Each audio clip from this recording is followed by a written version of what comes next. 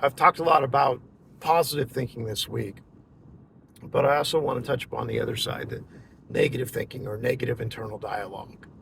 It's that those thoughts or that voice inside your head that tells you you're not worthy, uh, that you're a failure, that blah blah blah blah blah. But you just that brutal negative noise that a lot of us have inside our heads. Now,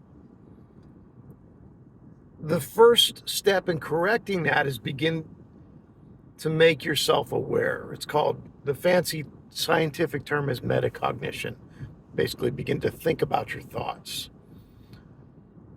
And to build that awareness, I found the best thing that works is setting your alarm a couple times a day. And when that alarm goes off, write down what you were thinking about. Was that thought accurate? Was it negative? Uh, is there any truth to the thought? And I don't mean just does it feel true. Is there any evidence in your life that supports that thought? And if it's negative and it's not true, begin to make the adjustments and correct that thinking. And as you do this over the course of a month or two, you'll find yourself paying attention to your thoughts even when that alarm doesn't go off. You'll begin to build your awareness throughout the day. So I don't have to set an alarm for myself anymore because I recognize when I'm thinking nasty stuff about myself and I correct those thoughts.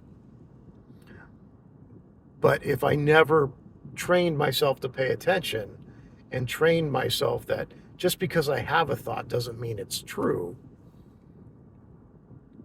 then I would still be walking around with that dark cloud over my head. So it is possible. Set your alarm a couple times a day, build your awareness, analyze those thoughts, and make the adjustment. The 3A model: awareness, analysis, adjustment. That's it. I'm Kevin Cotter. This is Rebuild Stronger. Thanks for watching.